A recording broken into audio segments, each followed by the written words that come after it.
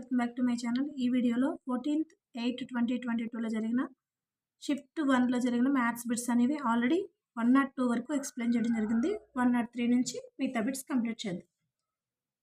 103 bit చూస్తే solve the equation అన్నారు. Solve the equation. ఈ ఈక్వేషన్ సాల్వ్ చేస్తే మనకి ఎక్స్ వాల్యూ అనేది వస్తుంది.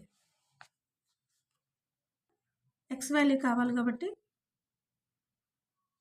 ఫస్ట్ ఇక్కడ మనం ఎల్సిఎం కట్టుకుంటే ఇక్కడ ఎక్స్ వేరియబుల్స్ అన్ని ఒక చోట ఉంచి ఇక్కడ సంఖ్య వేరియబుల్స్ అన్ని ఒక చోటకి రాస్తే x/2 plus x/5 plus 3x/10 equal to 1/5 plus ఇక్కడ -4/5 అది ఇక్కడ ప్లస్ ఇక్కడికి వచ్చేటప్పటికి ఈక్వల్ టు అవతలకి ప్లస్ 4/5 అవుతుంది.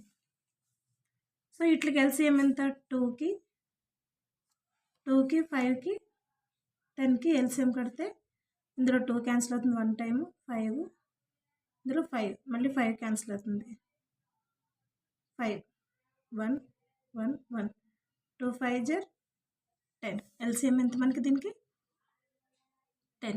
10లో 2 ఎన్ని టైమ్స్ క్యాన్సిల్ అవుతుంది 5 ఇంటూ ఎక్స్ అంటే 5x ప్లస్ 5 ఇందులో 2 times 2 into X 2x plus 3x equal to ఇది డినామినేటర్ సేమ్ ఉన్నాయి. సో సేమ్ ఉన్నాయి కాబట్టి డైరెక్ట్ మనం యాడ్ చేయొచ్చు. 1 + 4 ఎంత 1 + 4/5 అవుతుంది.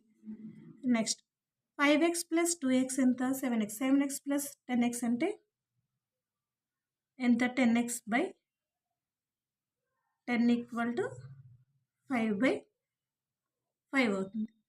ఈ 10 10 క్యాన్సిల్ అవుతుంది, ఇక్కడ 5 క్యాన్సిల్ అవుతే x ఈక్వల్ టు 1 వచ్చింది. మనకు ఆప్షన్ 1 అనేది correct. x equal to 1. Next 104 bit. 100 వరకు గల ప్రధాన అంకాల సంఖ్య. 100 లోపు 100 వరకు గల ప్రధాన అంకాల సంఖ్య అంటే 25.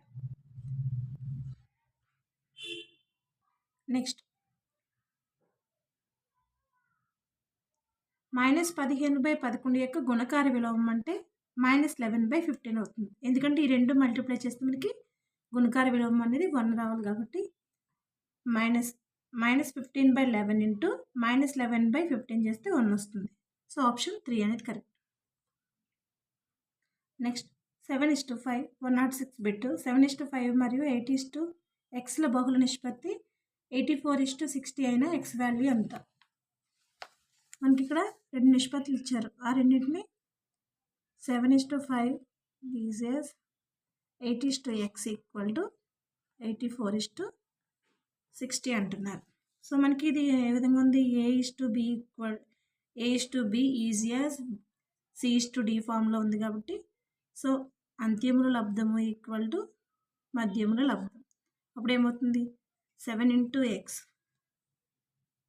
= 5 × 8 ఈక్వల్ టు 84:60. సో ఇది ఏమవుతుంది 7x/5 40 ఈక్వల్ టు 84/60 అవుతుంది. సో దీన్ని సింపుల్గా చేస్తే మనకి 7x ఈక్వల్ టు 84/60 ఇంటూ 40. ఇక్కడ డివైడ్ చేసేది ఇక్కడ వస్తే మల్టిప్లై అవుతుంది. ఈ 0 క్యాన్సిల్ అవుతుంది. 6లో ఇందులో 2 టేబుల్ క్యాన్సిల్ అవుతుంది, ఇందులో 2 టైమ్స్ ఇందులో 3 టైమ్స్. ఈ 3 మళ్ళీ ఇందులో ఎన్ని టైమ్స్ క్యాన్సిల్ ఉంది 2 3 6 పోతే 24 ఉంటుంది. 8 3 24 కదా. సో మళ్ళీ ఇక్కడ ఈ 7 అనేది ఇందులో ఎన్ని టైమ్స్ వస్తుంది 4 టైమ్స్. సో ఏం మిగిలింది ఇక్కడ మనకి x ఈక్వల్ టు 4 × 8 4 × 2 4 × 2 అంటే 4 2 ఎంత 8. x equal to 8 answer. Option 4 అనేది కరెక్ట్. ఇక్కడ ఆప్షన్ 4 అనేది కరెక్ట్ మనకి. నెక్స్ట్ 107. ట్రయాంగిల్ ఏబీసీలో ఒక కోణం 40 డిగ్రీలు మరియు మిగిలిన 2 కోణాలు సమానమైన అందలి ప్రతి కోణము ఎంత అని అడుగుతున్నారు మనకి.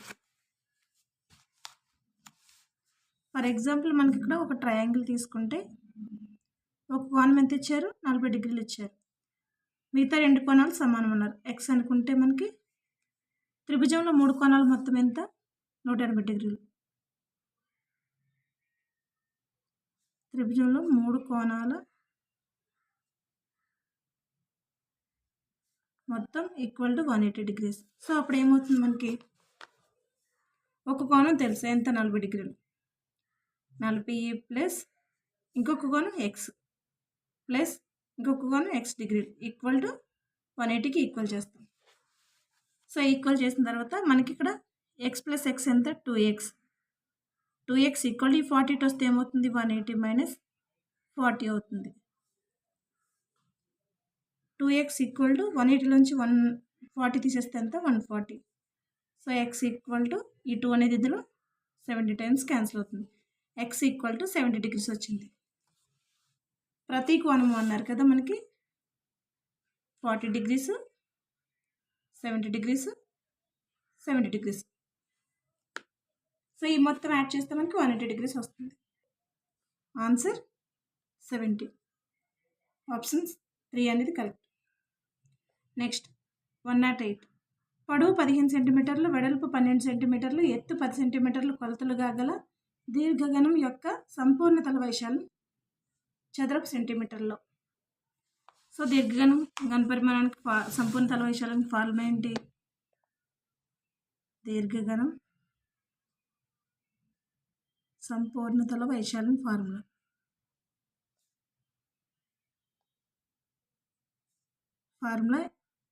A equal to 2 into LB plus BH plus LH.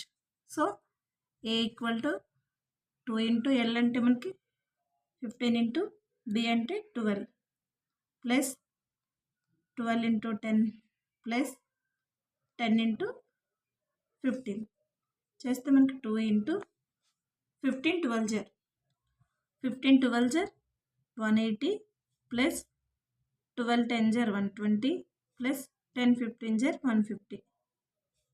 So ఇవి యాడ్ చేస్తే 180 120 150 యాడ్ చేస్తే 0 15 3 ప్లస్ 1 450. 2 ఇంటూ 450 వచ్చింది. 2 ఇంటూ 450 అంటే 900. సో 900 చదరపు సెంటీమీటర్లు. మనకి ఆప్షన్ 1 ఇచ్చారు, ఆప్షన్ 3లో ఇచ్చారు. సో ఈ రెండు కూడా కరెక్టే మనకి, ఆప్షన్ 1 and 3. Next 109 bit. ఒక వ్యక్తి DVD ప్లేయర్ను 2800కు అమ్మడం ద్వారా 12% లాభాన్ని పొందెను. అయినా కొన్న వేల రూపాయల్లో ఎంత? సో మనకి కొన్న వేల తెలియదు కాబట్టి కొన్న వేల ఎక్స్ అనుకుంటాం.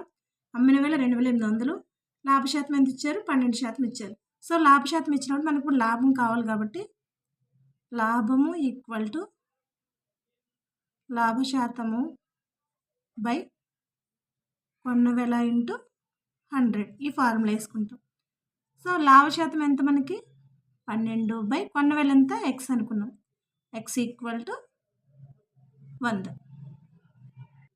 సో ఇక్కడ ఇది లాభశాతము, ఇది ఓన్లీ లాభమే, లాభశాతం కాదు. లాభశాతం ఈక్వల్ టు లాభము బై కొన్న వేల ఇంటూ 100, ఇది 100. సో మనకి లాభశాతం ఎంత ఇచ్చారు, ఇది ఓన్లీ లాభం. సో ఇక్కడ వేస్తున్నాను చూడండి, లాభ శాతం ఈక్వల్ టు లాభము బై కొన్న వేల ఇంటూ 100, ఇది ఫార్ములా. సో ఈ ఫార్ములాని బట్టి మనకి లాభశాతం ఎంత ఇచ్చారు, 12 ఇచ్చారు, ఈక్వల్ టు లాభము బై కొన్న వేల ఎంత ఎక్స్ ఇంటూ 100. సో మనకి లాభం కావాలి కాబట్టి ఈ రెండింటిని తీసుకొస్తే ఏమవుతుంది, ఇక్కడ 100 బై ఎక్స్ అనేది ఇక్కడికి వస్తే ఏమవుతుంది, ఎక్స్ బై 100 అవుతుంది. సో లాభం equal to 12 into 100 X by 100 అవుతుంది. సో ఇందులో 2 టేబుల్ క్యాన్సిల్ అవుతుంది, 2 టేబుల్ ప్లస్ 4 టేబుల్ కూడా క్యాన్సిల్ అవుతుంది. ఇందులో 3 టైమ్స్ క్యాన్సిల్ అవుతుంది 4 టేబుల్, ఇందులో 25 టైమ్స్. సో లాభం equal to 3 into X, 3x by 25 వచ్చింది. లాభం 25 వచ్చింది మనకి. కొన్న వేల ఎక్స్ అనుకున్నాం. సో ఇప్పుడు మనకి అమ్మిన వేల ఈక్వల్ టు లాభం వచ్చింది, కొన్న వేల ఎక్స్ అనుకున్నాం. సో అమ్మిన వేల ఈక్వల్ టు కొన్న వేల ప్లస్ లాభం, ఇది ఫార్ములా. అమ్మిన వెల ఎంత అన్నారు 2800 ఈక్వల్ టు కొన్న వెల ఎంత ఎక్స్ అనుకున్నాం. ఎక్స్ ప్లస్ లాభం ఎంత వచ్చింది 3x/25. సో దీన్ని సింప్లిఫై చేస్తే మనకి కొన్న వెల వస్తుంది. 2800 ఈక్వల్ టు మనం ఇది ఎల్సిఎం కడితే 25 + 3 అంటే 28x/25. సో ఎక్స్ ఇక్కడ నుంచి దీన్ని తీసుకెళ్తే ఏమవుతుంది 2800 ఇంటూ ఈ భిన్నం అనేది రెసిప్రోకల్ అవుతుంది, అంటే భిన్నం తిరగబడుతుంది. 25/28 ఈక్వల్ టు ఎక్స్. ఈ 28 అనేది ఇందులో ఎన్ని టైమ్స్ క్యాన్సిల్ అవుతుంది 100 times. So 25 into 100 equal to X. Therefore X equal to 2500. కొన్న వెల డివిడి కొన్న వెల ఈక్వల్ టు 2500. సో మనకి ఆప్షన్ 2 అనేది కరెక్ట్, 2500. ఇక్కడ కొన్న వెల అడిగారు కాబట్టి మనం ఆ ఫార్ములా సబ్స్టిట్యూట్ చేసుకుని చేస్తాం. నెక్స్ట్ బిట్ 10, 12, 11, 10, 15, 20, 19, 21, 11, 9, 10ల యొక్క బాహుళకం. సో మనకి బాహుళకం అంటూ ఎక్కువ సార్లు ఒక నెంబర్ అనేది రిపీట్ అవుతూ ఉంటుంది. సో అలా రిపీట్ అయిందని బాహుళకం అంటారు.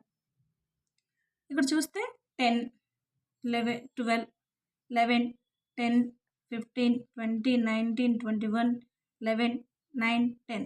ఫస్ట్ 9 ఎన్నిసార్లు 1 టైం ఉంది. 10 1 2 3 టైమ్స్ ఉంది. సో 10 3 టైమ్స్ ఉంది. నెక్స్ట్ 11 1 2 టైమ్స్ ఉంది. సో మిగతావన్నీ 1 టైం ఉన్నాయి. మనకి బాహుళకం అంటే ఎక్కువసార్లు రిపీట్ అయ్యేది కాబట్టి 10 అనేది 3 టైమ్స్ రిపీట్ అవుతుంది కాబట్టి బాహుళకం 10. నెక్స్ట్ 10 మీటర్ల వ్యాసార్థం గల వృత్తాకార వాటర్ ఫౌంటైన్ లోపల వ్యాసార్థము 3 మీటర్లు గల భాగాన్ని ఫౌంటైన్ కొరకు వాడబడింది. మిగిలిన భాగము సిమెంట్ చేశారు. సిమెంట్ చేసిన భాగం వైశాల్యము ఎంత అంటే మనకి ఇది 10 మీటర్ల వ్యాసార్థం గల ఫౌంటైన్ లోపల 3 మీటర్ల వ్యాసార్థం గల ఫౌంటైన్ వాడబడింది. సో మిగిలిన భాగము సిమెంట్ చేస్తారంటే ఈ భాగము సిమెంట్ చేసిన భాగం ఇది సిమెంట్ చేసిన భాగం. అయితే సిమెంట్ చేసిన భాగం వైశాల్యం, దీని వైశాల్యం అంటున్నారు. సో మనకి కంకణం వైశాల్యం ఎంత అని అడుగుతున్నారు. సో ఆర్ ఈక్వల్ ఇచ్చారు. Capital R equal to 10 metres ఇచ్చారు. స్మాల్ ఆర్ ఈక్వల్ టు ఇది 111 బిట్. స్మాల్ ఆర్ ఈక్వల్ ఎంత ఇచ్చారు 3 మీటర్లు ఇచ్చారు. సో కంకణ వైశాల్యానికి ఫార్ములా ఏంటి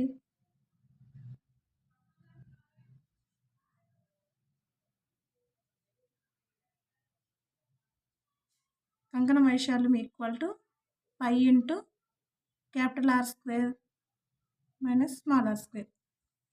సో దీన్ని ఏ విధంగా రాయొచ్చు, ఇది A square minus B square formula ఉంది కాబట్టి pi into R plus R into R minus R. So value substitute చేస్తే పై వాల్యూ మనకి 22/7 ఇంటూ 10 + 3 ఇంటూ 10 - 3. 22/7 ఇంటూ 10 + 3 అంటే 13 ఇంటూ 10 - 3 అంటే 7.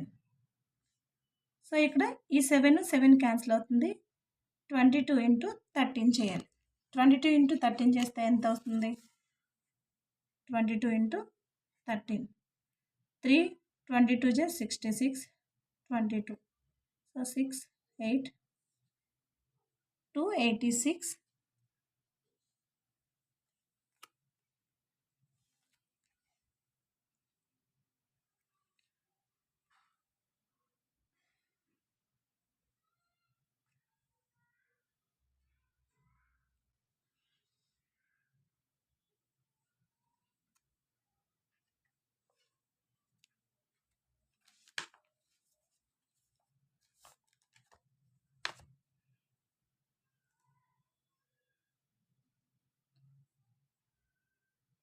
నెక్స్ట్ ఇది x² - x² - y²